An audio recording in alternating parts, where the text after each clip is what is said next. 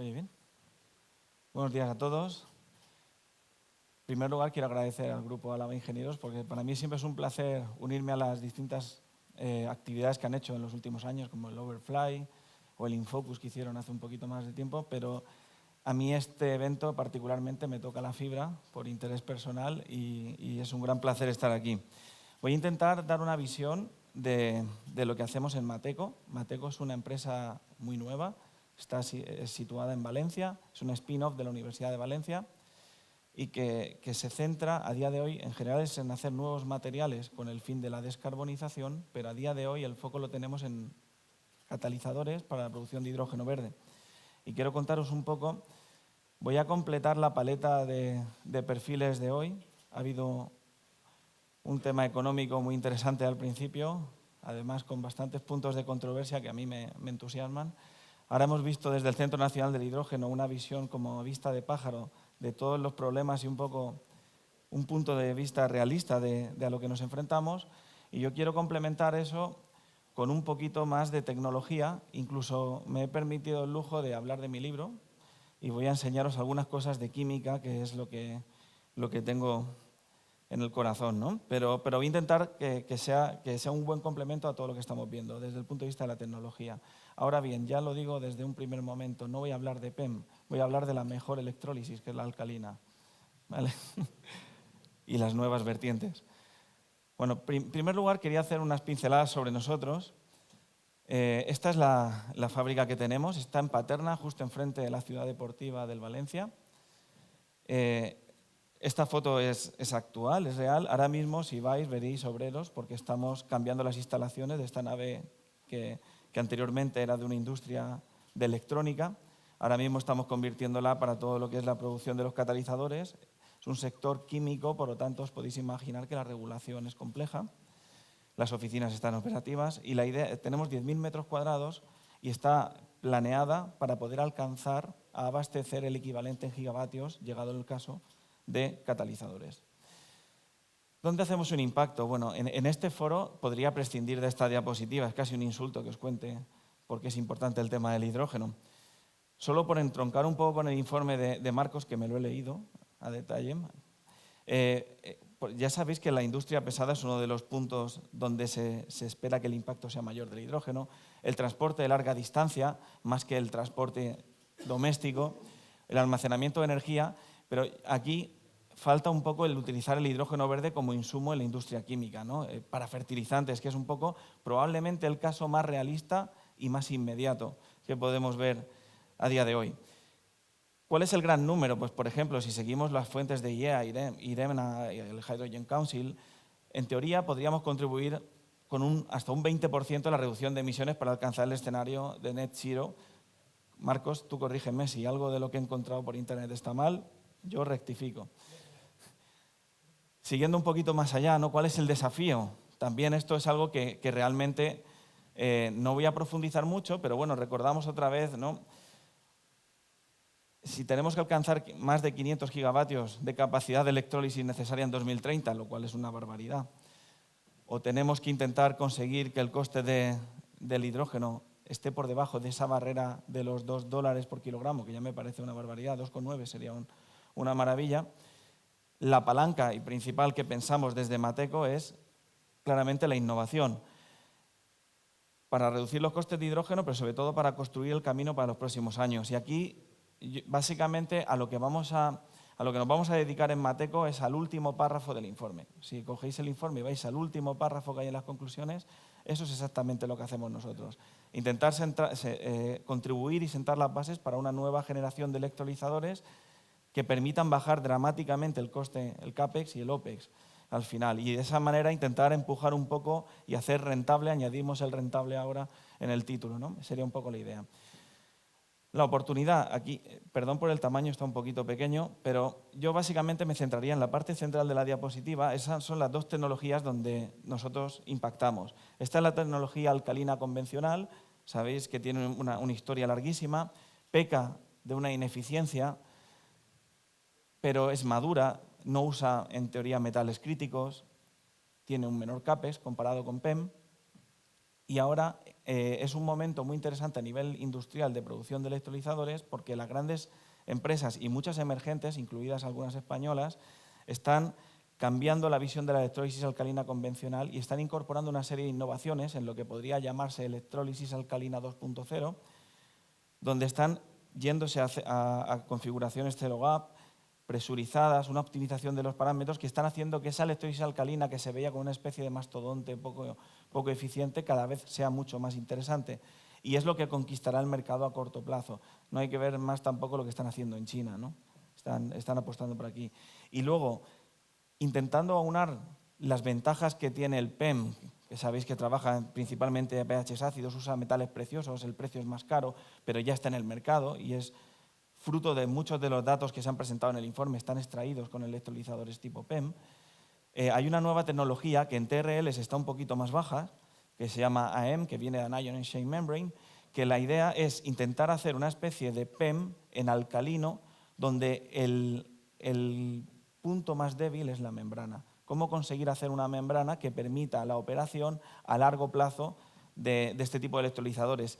Si se consigue esto, esa tecnología sí que está llamada a ser la futura que se implante de forma masiva, una vez la demanda de metales preciosos, por más que los fabricantes de PEM digan que van a reducir y reducir la cantidad de metales preciosos, no hay metales preciosos para abastecer la demanda. Y además lo saben. Y luego tiene unas implicaciones geopolíticas que son brutales. No tengo que deciros quiénes son los dueños de las principales minas de metales preciosos del mundo. Algunos se están peleando recientemente. Y es algo que no interesa, al menos en Europa, claramente. En Estados Unidos sería otra historia. Potencial de crecimiento. No voy a perder el tiempo aquí. Es importante. Pero aquí vamos a entrar un poquito más en materia. Dentro del contexto tecnológico, o sea, ¿dónde nosotros impactamos en el corazón del electrolizador? Este sería el esquema de una planta de hidrógeno a la izquierda. El electrolizador lo tenéis aquí, esquematizado.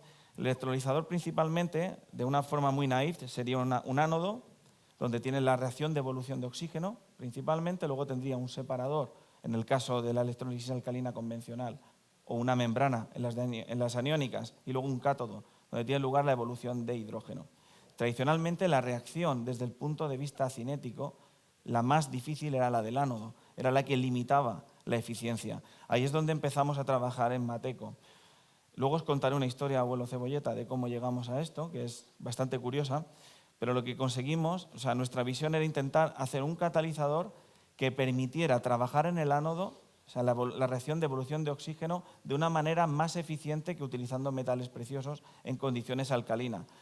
Y además que permitiera crear esos catalizadores a un precio muy competitivo en comparación con los metales preciosos. ¿Por qué? Porque esa sería una manera de aumentar la eficiencia y bajar dramáticamente el CAPEX, ¿no? Ese sería un poco filosóficamente donde vamos. A la derecha lo que veis es un despiece de lo que sería una celda de electrólisis.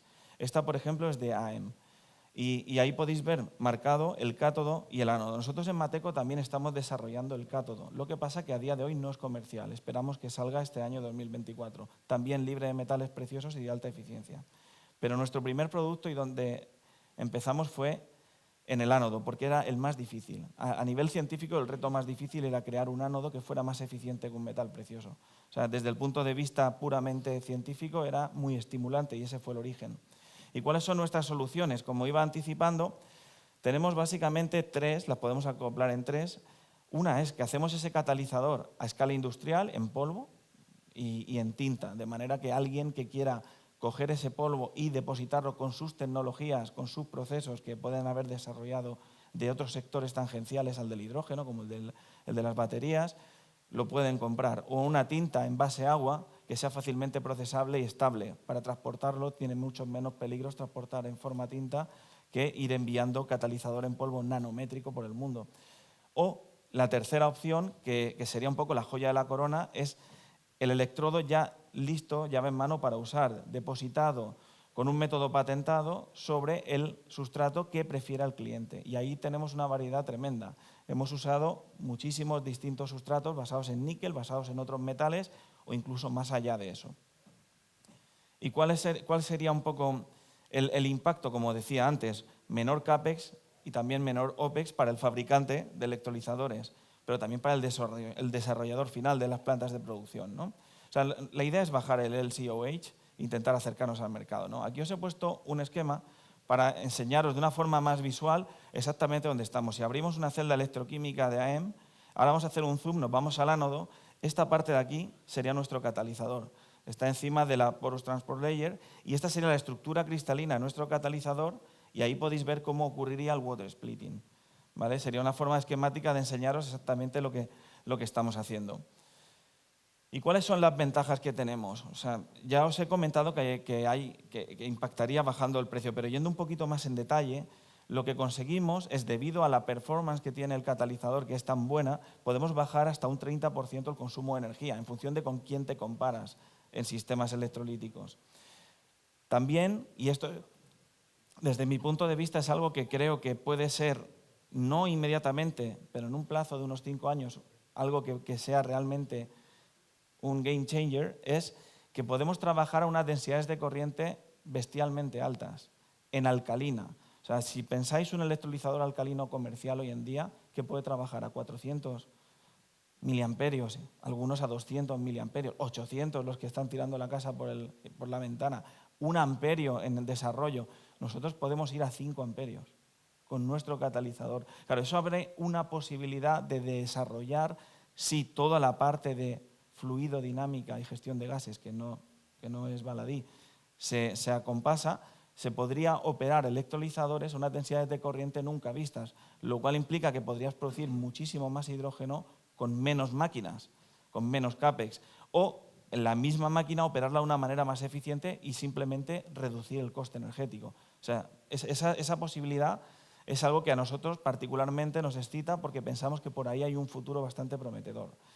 ¿Qué tienen 3 características principales nuestros catalizadores? Que no tienen materias críticas, no están basados ni en metales del grupo del platino, ni siquiera en cobalto, que no es un metal precioso per se, pero las implicaciones de la extracción de minas usando niños en la República Democrática del Congo ha hecho que, por ejemplo, la Unión Europea lo catalogue como una materia crítica, exactamente igual que podría ser un metal precioso. No contienen ninguno de estos. Podemos suministrar a escala industrial ya desde hoy y en el plazo de unos pocos meses a una escala que queremos escalar hasta 1 gigawatt en 2024, a finales de 2024, y sobre todo que podemos hacerlo a medida. O sea, tenemos 2 patentes ya de Mateco, una es del catalizador y otra es del proceso en el que el catalizador lo podemos crecer en cualquier superficie, independientemente de si es bidimensional, como sería cualquier sustrato de cualquier electrolizador comercial, o tridimensional, incluso en espumas con porosidades jerárquicas, que es una nueva generación de electrodos de cara al futuro, mucho más eficiente. Y además no tenemos limitaciones de tamaño, tenemos electrodos de más de 1 metro. O sea, ahora mismo el más grande que pueda haber en el mundo supera apenas los 2 metros de diámetro. El electrodo más grande del fabricante más bestia que hay en el mundo. Podemos abastecer ese tamaño. Y eso tampoco es baladí. Y aquí os quería poner alguna foto, pero básicamente lo que os comentaba, complementando la diapositiva anterior, es que podemos hacer a escala industrial el polvo, el catalizador. Aquí tenéis la pinta que tiene. Podemos hacer tintas en base a agua. Podemos hacer, que estará disponible a final de año, un cátodo similar a este material que tenga una capacidad de extraer la performance del ánodo. Hay un punto técnico que a lo mejor si hay alguien que se dedica a testear electrolizadores, igual que en la regulación hay un poco de caos, a nivel de estandarización de la performance de los electrolizadores, el caos es elevado al cubo. O sea, no hay 2 empresas en el mundo que estén a día de hoy utilizando los mismos protocolos para evaluar ni los catalizadores, ni los componentes, ni la performance del electrolizador. La Unión Europea, junto con el Clean Hydrogen, hicieron una estrategia armonizada de medidas, pero es que tampoco la están siguiendo. O sea, hemos tenido reuniones con el 95% de los fabricantes de electrolizadores del mundo y en petit comité te dicen, no, es que yo no sigo el protocolo armonizado, es que a mí no me vale, es que yo quiero mi test, es que yo... Entonces, eso al final hace que haya una dispersión de medidas y de condiciones de medidas que son la llave que te permite entrar en las empresas, que tienes que tener una llave para cada empresa. Y eso es inviable a nivel de una startup, imaginaros. El problema que hay ahí, que la performance de un ánodo cambia mucho si tú haces el testeo en condiciones ideales. ¿Qué es condiciones ideales? Me pongo un cátodo de metales preciosos, que lo hacen muchísimas empresas del mundo. ¿Por qué? Porque quiero sacar lo mejor del ánodo para comparar manzanas con manzanas. Pero es que luego hay otros que dicen, no, yo quiero la performance, pero usando un cátodo de lo más cutre que haya en el planeta Tierra. ¿Por qué? Porque quiero ver si eres capaz de mejorar. Y el problema es que la performance electroquímica de los ánodos está como si fuera una balanza enganchada a la performance del cátodo. Y según las cinéticas y cómo las reacciones químicas tienen lugar en el cátodo, un cátodo muy bueno puede hacer bueno un ánodo bastante malo y viceversa. Un cátodo muy malo puede hacer que el mejor ánodo del planeta Tierra parezca una castaña. Entonces, armonizar todo eso es una matriz de muchos parámetros que ahora mismo es una especie de elefante en una habitación que está la gente mirando de lado, pero que como no se armonice, nunca vas a poder cumplir con los plazos, ni nosotros ni nadie, para poder cumplir con escalas de mega y gigavatios en el corto plazo de tiempo, 2027. Entonces es algo que es un problema que además lo comentamos con otras empresas de catalizadores, que es algo que es sistemático. Más allá de eso, tenemos dos generaciones de coating sobre sustratos. Lo que llamamos la primera generación es usando nuestras tintas, nosotros lo depositamos con una metodología más o menos convencional, pero luego tenemos una segunda metodología patentada donde hemos conseguido establecer enlaces covalentes muy fuertes entre nuestro catalizador y los sustratos. ¿Eso en qué redunda? En una estabilidad brutal. Y al final lo que uno busca con electrólisis alcalina es seguridad y eficiencia, pero que sea sobre todo estable. Incluso podría uno sacrificar un poco la performance siempre y cuando gane en estabilidad. Y ahí es donde nosotros pensamos que podemos ser muy fuertes. Y luego, pues aquí tenéis distintos formatos y un poco la hoja de ruta de incorporar el cátodo dentro de poco. Aquí os quería enseñar un par de imágenes para que veáis un poco sobre espumas de níquel, que es un tipo de sustrato poroso de níquel, o fibras de níquel, o níquel mesis también hay. La pinta que tienen los catalizadores cuando los creces en la superficie, ¿no? Es una especie de brócoli, ¿no? Con una alta estructura fractal que hace que tenga una gran superficie específica, y no solo es superficie específica gravimétrica, sino que además tiene una superficie electroquímica activa muy alta. Y esa es una de las razones por las cuales son muy eficientes, sin entrar en detalle. Pero ahora yo quería un poco, porque me imagino que después del día escuchando números y pensando tal y tribulaciones en torno al hidrógeno, una historieta podía ser fácilmente recordable, ¿no? Y así os cuento un poco cuál es el origen de Mateco, porque si uno va a los registros de empresa verá que Mateco nació en el verano del 2023. Pero esto no es como un champiñón que alguien dio un botón y creció de la nada. Quiero contaros un poco, para que veáis de dónde viene esto, y que al final cada pequeño avance que estamos haciendo aquí entronca con más de 10 años de investigación en materiales, incluso sin saber que aquello que estábamos investigando era bueno para el hidrógeno. Y eso es lo que quiero contaros un poquito, ¿no? Este es el Instituto de Ciencia Molecular de la Universidad de Valencia. Es un instituto de excelencia, está en la Alianza SOMA, ha sido María de Maeztu 2 veces seguida, 13 RCs, que son proyectos importantes. Este es mi laboratorio, este de aquí. Este es mi grupo de investigación en la universidad, donde yo soy investigador distinguido de excelencia de la Comunitat Valenciana, sea eso lo que quiera que sea. Ahora somos 21 personas en el grupo de investigación, todo esto, imaginaros, sin que existiera Mateco, ¿vale? Y aquí, ¿qué hacemos? Pues hacíamos reacciones químicas a escala de los miligramos, pero también hace años ya hacíamos reacciones a la escala de kilogramos, hacíamos calcinaciones, hacíamos grafeno, hacíamos baterías, pilas de botón, pouch cells, de litio, de sodio, incluso alguna marcianada con potasio, tintas, Dr. Blading. Todas estas cajas secas que veis aquí son de Álava Ingenieros, por cierto. Pues tenemos multitester donde hacíamos estudios, pues potenciostatos, galvanostatos de distintas marcas. También tenemos para calandrar, para hacer ensamblajes, para medir. O sea, es un poco un laboratorio donde usábamos la nanociencia, sintetizar materiales bidimensionales, por eso el grupo se llama 2D Chem, Two Dimensional Chemistry Lab, para hacer aplicaciones con un foco muy claro en energía, ya sea almacenar la energía o transformarla en hidrógeno. Y entonces aquí yo siempre me gusta mencionar un libro que les recomiendo a todos los estudiantes de doctorado cuando están en el 4º año. Es decir, cuando están a punto o de suicidarse o de dejarse la tesis o ya cortarse las venas, pero luego... Es un libro de Nuccio Ordine, premio Princesa de Asturias, que no pudo recoger porque falleció a los pocos días de que se lo dieran, o sea, no pudo llegar a la ceremonia. Era uno de los últimos grandes humanistas, ¿no?, que en Europa, de la escuela de Georg Steiner y toda esta gente, que escribió un manifiesto que se llama La utilidad de lo inútil, que es súper pequeño, te lo lees en el AVE, de camino a Valencia, pero que es altísimamente recomendable, o para elevar el ánimo cuando uno hace investigación básica y no sabe para qué está trabajando todos los días, o sea, se lo cuentas a tu madre, a su abuela, a su abuelo, ¿qué haces en la tesis? No tengo ni puñetera idea. Pues este libro te ayuda a tener argumentos para sobrevivir, pero también en el mundo de la empresa y en el mundo de los negocios también tiene un punto muy grande, ¿no? El libro es muy interesante porque cuenta desde un punto de las humanidades y de la ciencia social, que es el de Nuccio Ordine, cómo cualquier cosa que aparentemente no sirve para nada y no tiene ningún rédito económico puede ser el mayor negocio posible, ¿no?, a nivel intelectual, social, humano. Y el de Abraham Flexner, que si alguien ha visto Oppenheimer, ¿no?, la gran triunfadora de los Oscars, era el anterior director del Instituto de Física Avanzada de Princeton antes de que llegara Einstein. Y él escribió en aquel tiempo, estamos hablando antes de que la Segunda Guerra Mundial estallase, un texto que está incluido en el libro, de ese para los científicos es fabuloso, donde vuelve y está vigente, pasado todo este tiempo, uno lo lee y está 100% vigente, cómo cosas aparentemente inútiles pueden cambiar la economía de un país como Estados Unidos, ¿no?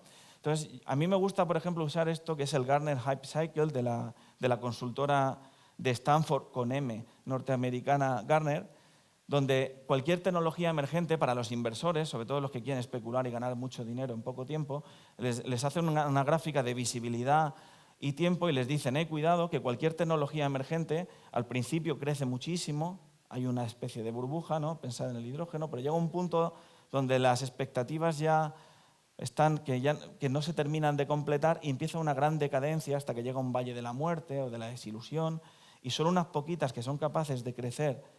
Y en la curva de la lucidez, qué precioso escribe esta gente, llegan a lo que sería el plató de la productividad. ¿Y dónde esté el plató de la productividad? Puede estar aquí o incluso más alto que el pico inicial. Depende del mercado que absorba esas tecnologías. Entonces yo lo que hice fue, esto en ChatGPT ahora mismo se está utilizando para invertir, por poner un ejemplo, las criptomonedas, todo el rollo este. Yo hice lo mismo, pero para materiales bidimensionales, porque es lo que me gustaba, ¿no? Y puse 3 materiales bidimensionales. El más famoso del planeta Tierra, el grafeno.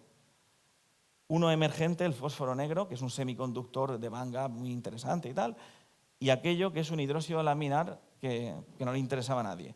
El grafeno lo he puesto aquí pues porque me financiaron un proyecto de grafeno en Alemania y me sabía mal ponerlo por aquí, ¿no? Porque ya parece que la gente quiere ver grafeno en el supermercado, no lo ve y ya piensan que no vale absolutamente para nada. El fósforo negro lo pongo porque me dieron un proyecto europeo de más de 1 millón de euros y fue un poco el que me sirvió también para lanzar la carrera académica, pero está pronto de llegar a este punto. Y este es al que yo dediqué mi tesis. Estos se descubrieron hace más de 100 años en Suecia y cuando yo empecé a hacer la tesis, estamos hablando de 2008, no es que estuvieran aquí, estaban más o menos por aquí. O sea, no interesaba absolutamente a nadie, servían como antiácidos para el Almax, o como soporte para catalizadores molones, como el platino, el paladio y tal, pero para nada más. Y yo me dedicaba a trabajar en eso. Esta es la estructura tridimensional bonita de un hidróxido laminar. Son lasañas de metales, básicamente. Capas de metales con cosas que le pones en medio. Se pueden hacer de muchas maneras, solo voy a poner esta foto porque es la primera foto que yo recuerdo. Esta la hicimos para un artículo en 2015, la hizo María Varela, que es una de las mejores microscopistas del planeta Tierra, que está aquí en Madrid, en la Complutense, en aquel momento en Oak Ridge National Lab, y era la primera foto donde se veían los octaedros de los hidróxidos laminares con esta resolución, que es que los puedes coger. Y yo me dedicaba a hacer estos hidróxidos laminares con forma de hexágono y con níquel y hierro, controlando la cantidad de uno y de otro. ¿Para qué? Pues porque a mis directores de tesis se les había ocurrido la brillante idea de estudiar el magnetismo a 2 Kelvin, para ver si los spines se frustraban o no, porque los spines también se frustran, como los estudiantes de doctorado. Entonces, haciendo esto, o sea, yo me peleé durante años para conseguir hacerlos puros, porque hacer puro esto es súper difícil. Se hacen con atmósfera de argón, en autoclaves, concentraciones milimolares, con unos agentes quelantes que protegen. ¿Por qué? Porque el hierro es vago, el hierro se quiere convertir en óxido de hierro y no quiere otra cosa. Y el níquel le pasa lo mismo, él quiere ser un hidróxido de níquel, a mí déjame en paz, pero ponerlos juntos con la forma que a ti te da la gana, controlado, es complicado. Y a eso me dedicaba yo. Entonces, ¿para qué sirve esto? Para ver si a 2 Kelvin el sprint se frustra y me cambia un poco el coercicio. ¿Vale? Y esto lo he resumido en este dibujo bonito. Eso es a lo que yo dedicaba mi vida. Y de repente pasa algo. En Stanford, en 2013, primer artículo en JACS, en Science, Lausanne, Science, un paper diciendo en 2014, 23 de mayo, no se me olvidará, el hidróxido de níquel y hierro, a lo que yo había dedicado mi vida y muchas más de 8 horas al día durante años, resulta que es el mejor material conocido para romper el agua en hidrógeno y en oxígeno en condiciones alcalinas. Y digo, ostras, no puede ser. Pues sí, y yo leo el artículo y digo, pues sí, está mal hecho. De hecho, veo el rayos X y digo, aquí se han equivocado, esto no está bien. O sea, había llegado a un nivel de detalle en la síntesis que me permitía ser crítico con gente que publicaba en Science y en Nature y tal. Pero claro, estaba en una situación de ventaja. ¿Por qué? Porque lo que yo sabía hacer, ahora automáticamente tiene una aplicación y esa aplicación tenía un interés brutal.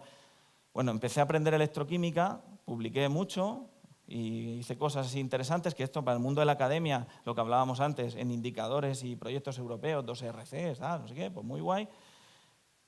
Pero lo más interesante es que cuando me volví de Alemania, contraté a un postdoc para que se centrara en intentar hacer esas reacciones en la escala de kilogramos, porque todo eso lo hacíamos con 10 miligramos, 15, 20.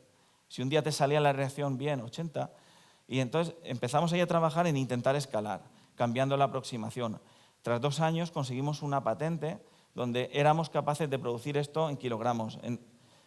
Con esto te podías comprar una casa en Valencia, con el precio que tenía el catalizador en el año 2021.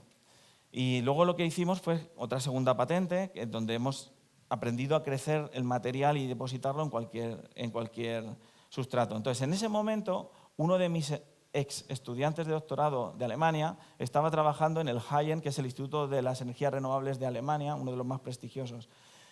Le mandé unas muestras y lo midieron.